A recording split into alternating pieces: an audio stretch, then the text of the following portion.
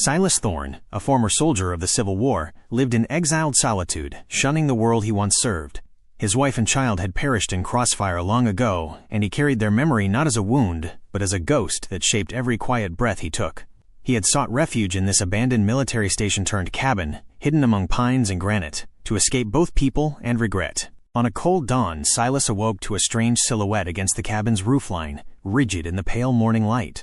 He stepped outside, the pine needles crunching under stiffened boots, and saw her, a blonde woman hanging motionless from the roof's ridge beam, feet dangling, hair brushing the burnt letters scorched into the door below. Cherokee lover, his stomach clenched, he approached, heart pounding, the sky still half dark behind him. The smell of charred wood stung his nose, raw and accusing. He reached into his coat for his pistol, only to realize that instinctively he had no will to shoot. To kill was no longer what he feared least. Not here, not now. When he leaned closer, he saw her chest rise and fall, slow and uneven, not dead, but dying. Her skin was pale, cheeks stained with dirt and dried blood, eyes closed tight. Her breathing was shallow, but unmistakably alive. Silas blinked, disbelief rippling through him. He braced himself under her arms and lifted, feeling her weight lean into his strength, fragile as a bird. He slung her over his shoulder with careful purpose, ignoring the ache in muscles unused to tenderness. As he descended the slope behind the cabin, the world seemed to shift. The forest held its breath, but then the silence was shattered by the sharp crack of gunfire, echoing in bursts that rattled the pines. Distant, urgent, threatening. Someone knew she was not dead. Someone had seen her, perhaps hunted her. Silas tightened his grip on the unconscious woman, her pulse fluttering against his back. He did not falter. He ran, boots skidding on loose stone, branches clawing at his coat toward the lianto he had made near a hidden stream.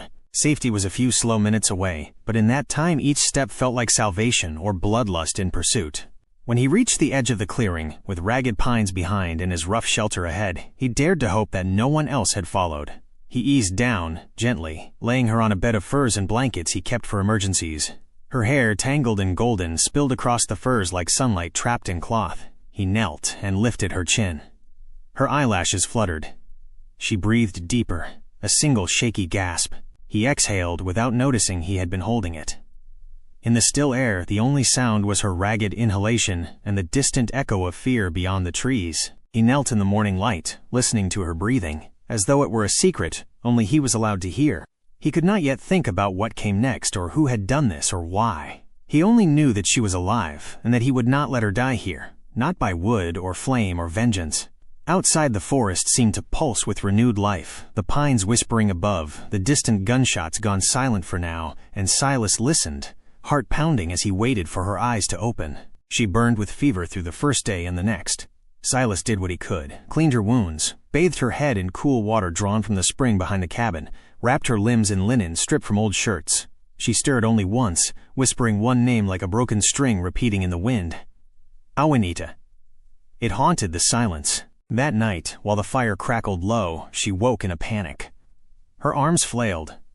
Her breath turned sharp. She screamed and reached toward her neck, clawing for something invisible. Get away. Let me go. I'll die before you take me back. Silas moved fast, grabbed her wrists, not harsh but firm. She struggled hard, teeth clenched, legs kicking wildly. You're safe, he said calmly. You're not there anymore. She didn't believe him. Her eyes darted, filled with terror. Then she lunged toward the fireplace, reaching for the blade he used to split kindling.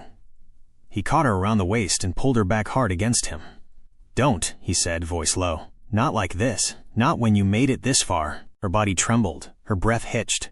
For a moment she sagged in his arms like someone who had run too far and realized there was still more road to go. He loosened his hold. She turned slowly, her voice cracked and wary. Who are you? Name's Silas, he said. Thorne, this is my place. Or what's left of it. You found me? He nodded. Her eyes lowered. She sat on the floor, legs folded beneath her, arms wrapped around her chest like a child, holding herself together. Then, after a long silence, she whispered, My name is Elara. Elara Vance. Silas froze. Vance. The name hit like a musket shot to the chest. He had not heard it in years, but once it had been inked across the orders that sent mercenaries into Cherokee lands. Orders signed by Sterling Vance, plantation baron, cattle lord, and self-proclaimed purifier of borders. He, Elara continued, unaware of Silas's shifting gaze. He's my father, she said flatly. Or was. Silas said nothing. I ran away years ago after he hit me for the last time. Her voice grew tight. I didn't just run. I followed someone. Awinita. He saved me when I was bleeding in the creek behind our land. Said I wasn't the enemy. Said no one's born one. You loved him, Silas said softly. She nodded. We lived in the canyons, far from everything. I learned his language, wore his mother's beads, slept under the stars. A tear ran down her cheek. They came for us last winter. White men, some I recognized, some my father paid. They ambushed us. She shook her head as if denying the memory could kill it. Awinita died protecting me. I saw him fall. I didn't scream. I couldn't. They took you, Silas said. She raised her sleeve. The bruises had faded, but the burns hadn't. They called me witch, a Cherokee lover.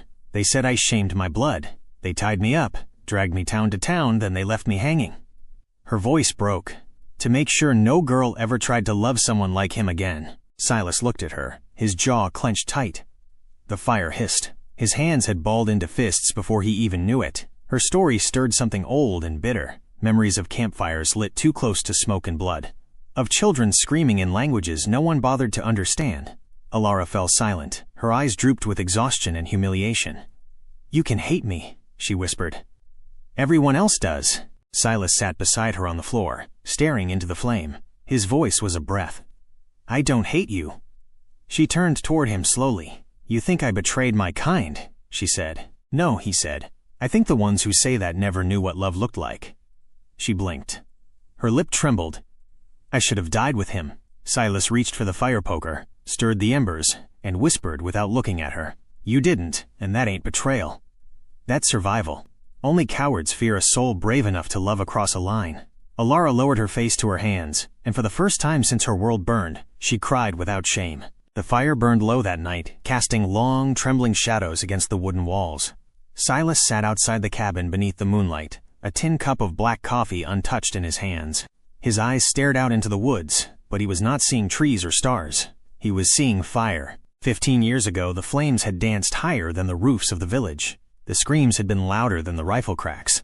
Silas had stood at the edge of a burning Cherokee settlement, one his unit had been ordered not to harm, but it had not mattered. Not to the men with torches, not to the ones drunk on hatred and the thrill of blood. The village had been an ally, peaceful women and children mostly, but they were too close to the Vance ranch, and the whispers of mingling were enough to bring in the fires. He had gone back once the dust had settled, looking for survivors. Instead, he had found his wife crumpled by the riverbank, struck by a stray shot, his daughter limp beside her, caught in the frenzy. They had been visiting, bringing food to a midwife friend. Wrong place, wrong day, wrong skin color maybe. No one ever answered. The man who led that purge, who signed the map and named the targets, had been Julian Thorncroft. The same fanatic who had once declared hybrids and sympathizers must be purged. The same man whose hatred needed no justification, just a match and a reason. Silas had buried his family with his own hands. Then he had disappeared into the mountains, vowing never to draw a weapon again, never to stand with one side over another, never again to be a part of any war, until now. Inside the cabin, Elara slept fitfully. She had curled up in the far corner, wrapped in wool and silence. Her fever had broken, but not the nightmares. That morning, she had found his old rifle under the floorboards. She'd brought it to him, confused and cold-eyed. This is yours. He nodded. The trigger's gone. He had removed it the day he buried his daughter. Left the metal buried beside her, a vow no bullet could rewrite. I don't shoot anymore, he said. She stared at him. Not even if they come back for me? He said nothing. She didn't argue, just handed him the useless rifle and walked away. Shoulders heavy with all the battles she wasn't ready to fight. That afternoon, Silas began rebuilding the old shelter deeper in the woods.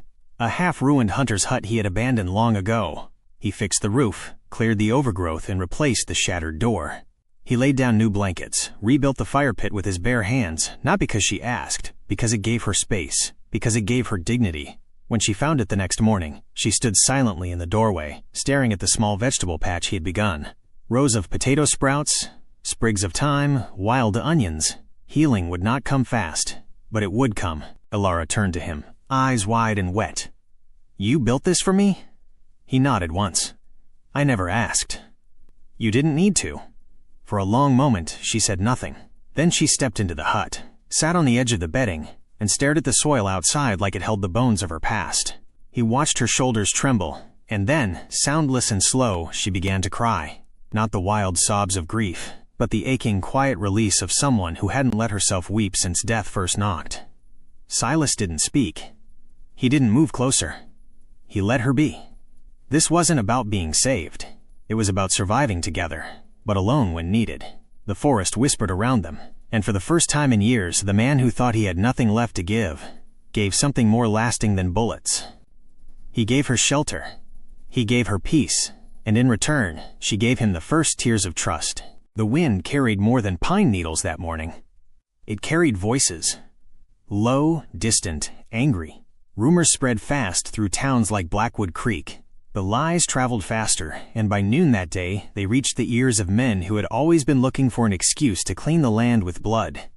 Cherokee lovers still breathing. Julian Thorncroft sat in a smoky saloon 2 towns south, with his boots on the table and a bottle in hand when the whisper reached him. A rider from the foothills had seen something. A flash of blonde hair near the old station, a stranger moving through the woods. Thorncroft stood slow, his hand twitched near his belt where the old revolver hung. "You sure?" he asked. The rider nodded. "A mountain man's hiding her. One of your old boys said he saw the tracks." Woman's prints. Small. Recent. Thorncroft's grin was full of old hate. "She's a ghost. We should have burned the first time.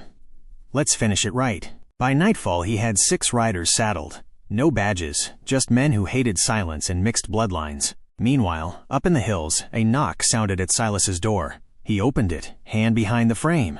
A local trader stood nervously on the step, hat in hand. "I don't want no trouble, Thorne," he said. "But you ought to know. There's a bounty, quiet one, posted in coins and cattle. A Cherokee lover's head brings it in real clean."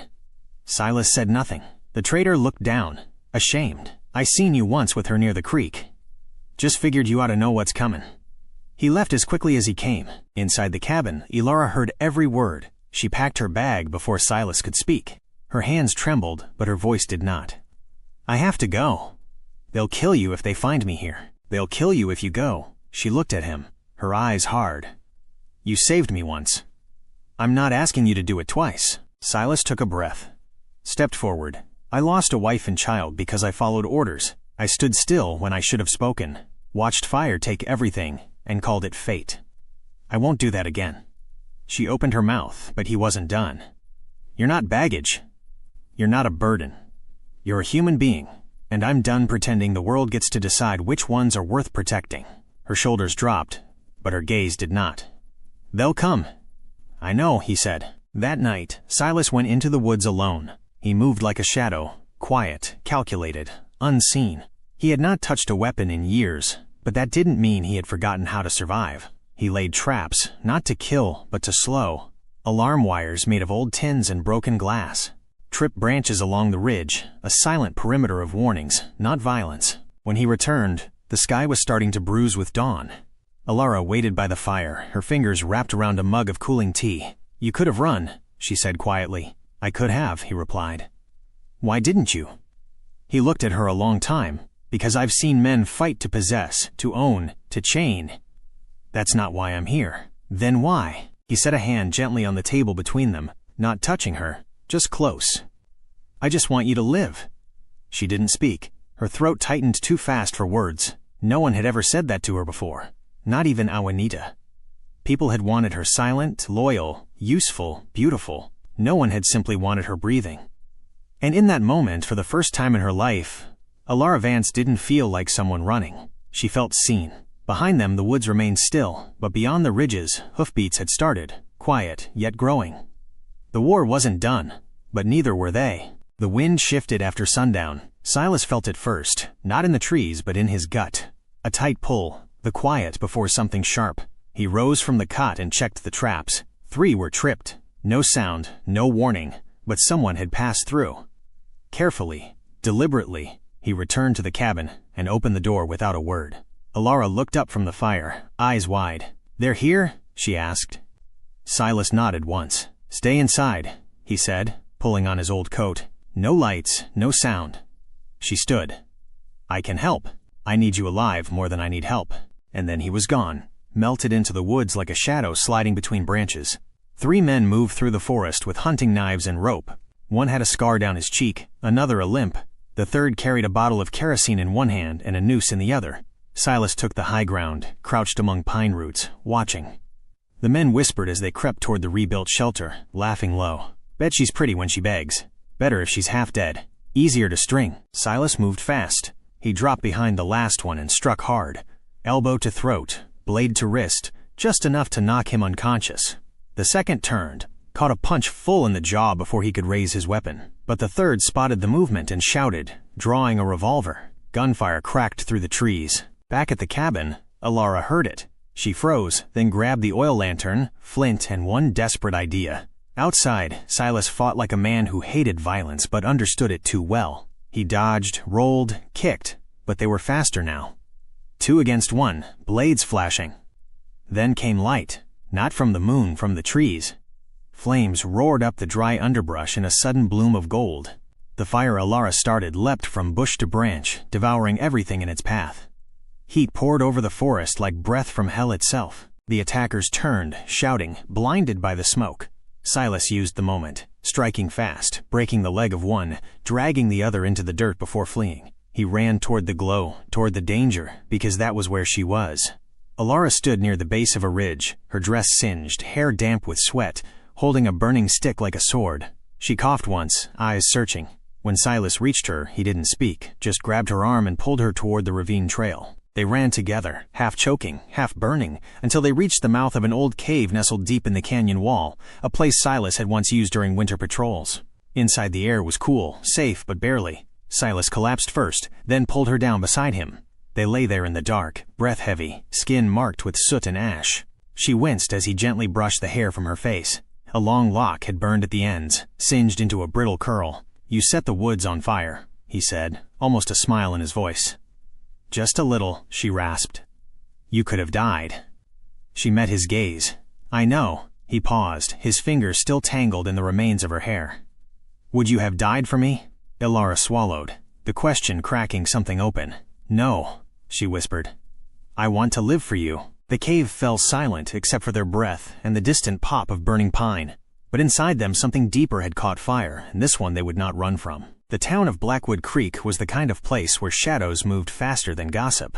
Silas hadn't walked its streets in years, not since the war, not since the smoke and screams. But now he stood in the back of a crowded trading post, face under a wide-brimmed hat, listening. "Julian Thorncroft's coming in by week's end," one man said over a barrel of sugar and dried beans. "Got business with the mayor, or maybe something more personal. Personal like bounty hunting." Another muttered. Silas stiffened. He turned and walked out, the bell over the door tinkling behind him. Down the hill at the edge of town, Elara waited in a wagon they'd borrowed from a farmer. Her hood was drawn low, but her eyes scanned every rider, every glint of silver on a belt. When Silas approached, she spoke without looking. "Did you hear his name?" "Yes, then it's him." She reached into her satchel and pulled out the scorched piece of tanned leather, half burned, blackened at the corners. It had been nailed to the door of the old signal post when Silas found her strung up. It bore one word, scorched in with a hot brand: Cherokee lover. Silas had always thought the burn marks were random symbols of hate, not handwriting. But now under the sunlight, Elara ran her fingers along the edges. The angle of the A, the way the P dips below the line, this was branded by hand, not stamp. "And you recognize it?" Elara nodded. "Thorncroft used to write letters to my father. Threats, warnings, offers. They had a shared hatred. Only difference was my father used gold. Thorncroft used fire. Letters to your father, and one to Awenita." Her voice cracked. Silas stayed quiet. He threatened to hang Awenita from the town gates, called him a mud-skin thief. He wrote it all in a twisted cursive just like this. She held up the leather again. Her hands didn't shake anymore. Silas took it from her and stared at the seared word. "He's not just hunting us," he said. "He's hunting memory.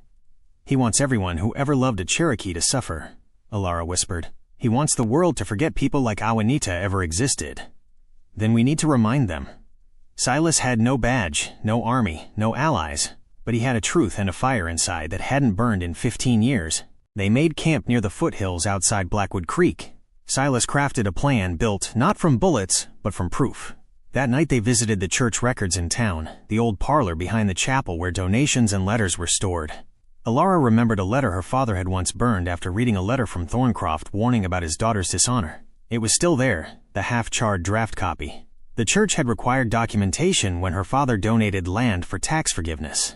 That letter contained the threat, the slur, and the unmistakable handwriting. Silas took it and wrapped it tight. Next, they rode to the old marshal's cabin. The new deputy was young, but he listened. Silas laid down the piece of branded leather, the letter from Thorncroft, and told him everything without shaking, without asking for trust. "We're not here to hang anyone," Silas said. "We're here to show you the rope." The deputy looked between them, then nodded. "Thorncroft arrives Friday. He's been gathering men. But if this is true, people ought to know who they're letting into their homes." Elara stepped forward. "I don't need them to love me. I just need them to see me as a person, not a lesson." Silas looked at her, pride flickering in his chest. They were no longer fugitives. They were witnesses.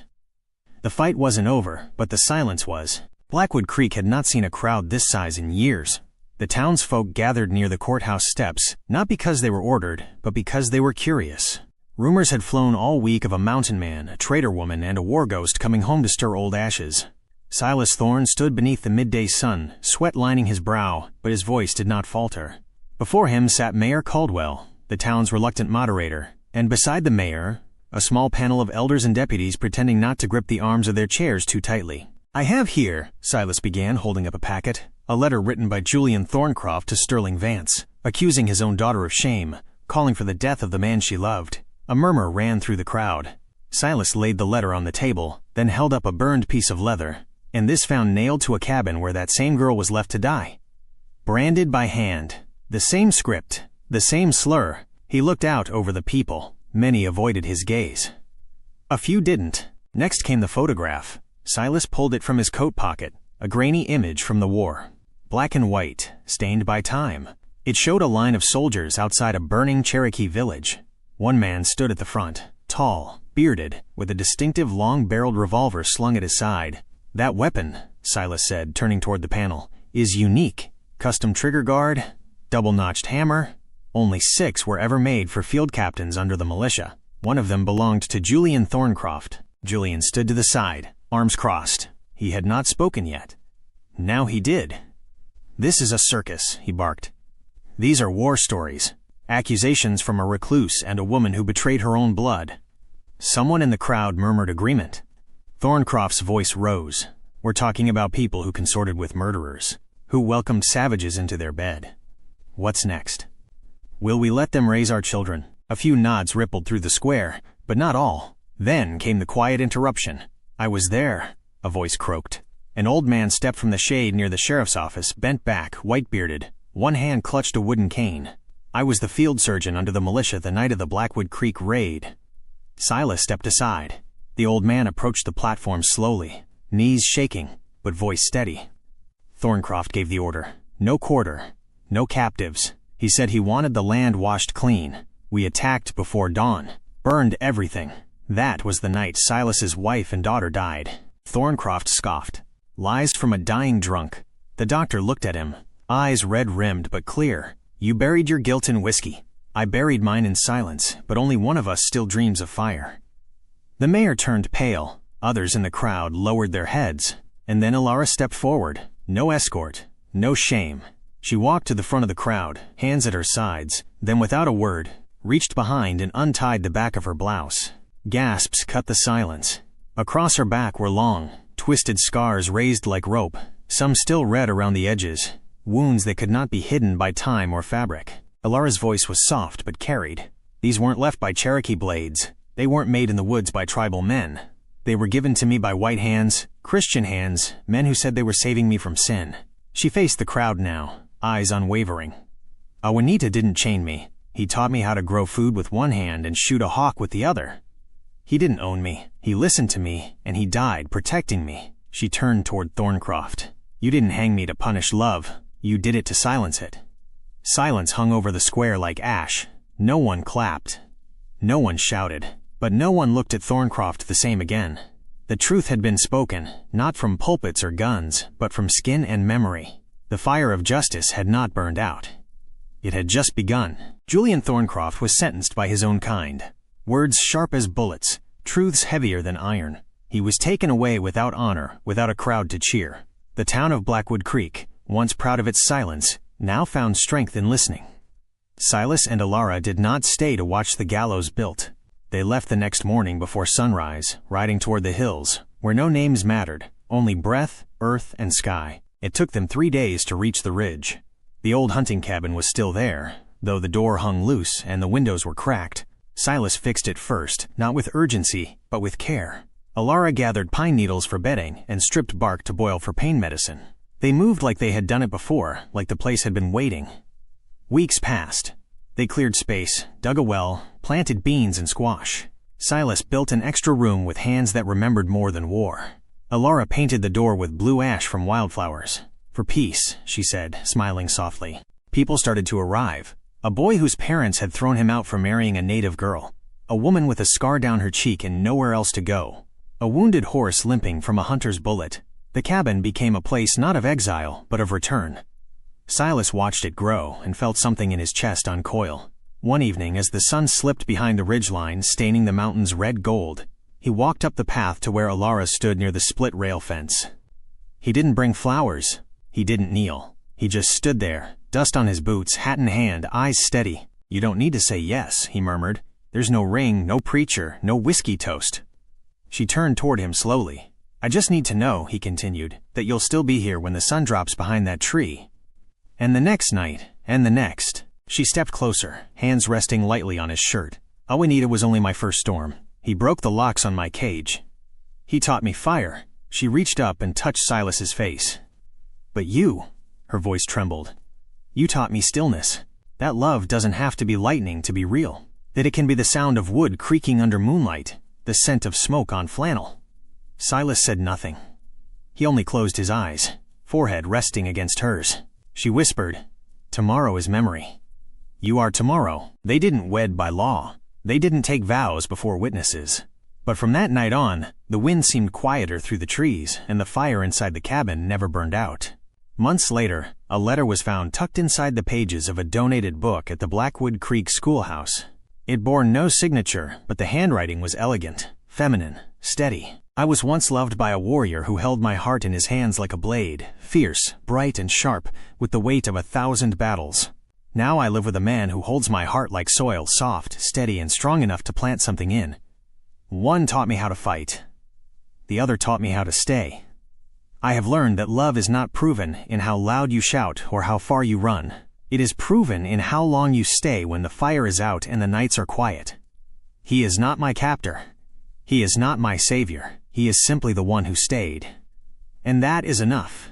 In the heart of a land carved by wind and fire, two souls once broken by war, by blood, by loss, found something they never thought they'd feel again.